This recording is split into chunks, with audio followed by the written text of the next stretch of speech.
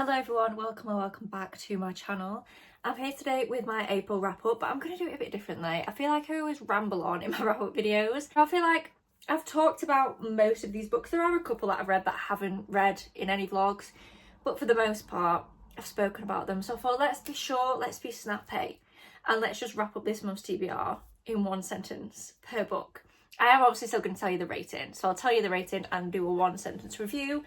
I'm going to try and make the review an actual review and not a synopsis. So if you want to know what any of these books are about, obviously you can go read up on the synopses and the summaries of them online, but I'm just going to try and give you a short snappy sentence to summarise how I feel about these books.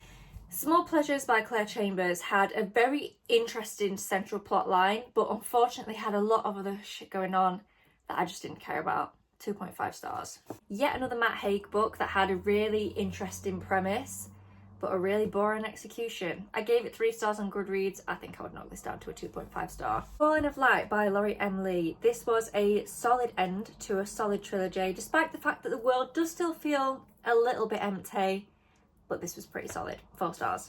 Legendary by Stephanie Garber for me lacked a lot of the whimsy and the intrigue from the first Caraval book, but I love this world and these characters so much that I kind of don't care.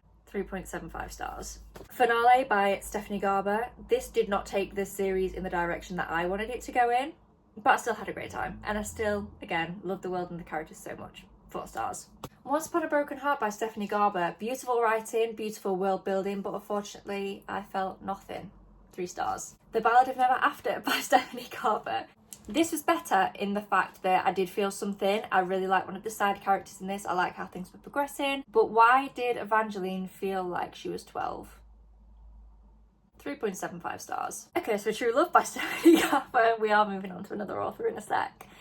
I know this book gets a lot of hate, but this was a silly, fun, goofy time. 4 stars.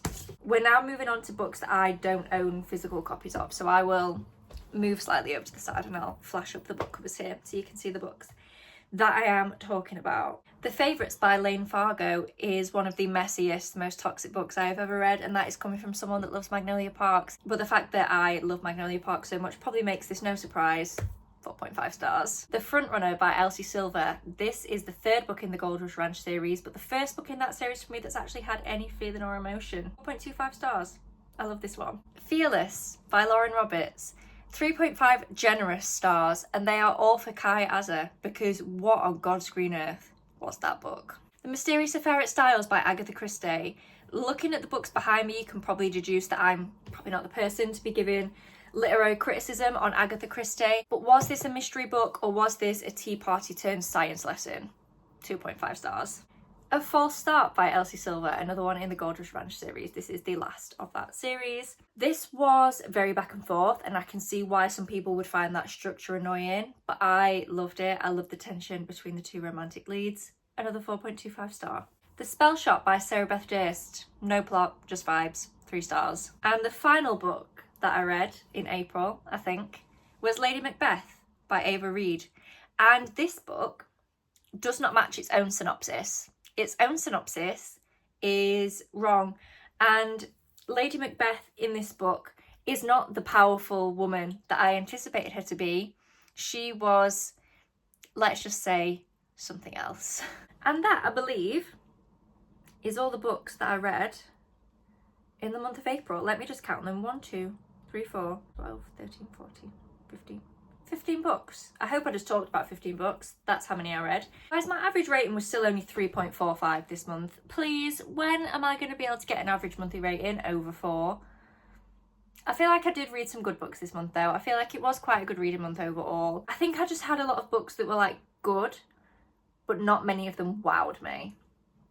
But I still feel like 3.45 is quite low. I don't know, anyway, that was my average rating for the month. I hope you enjoyed this quick snappy wrap up kind of video. It was more fun for me to film. As I said, I kind of don't enjoy filming wrap ups that much unless I have a month where I have a lot to say.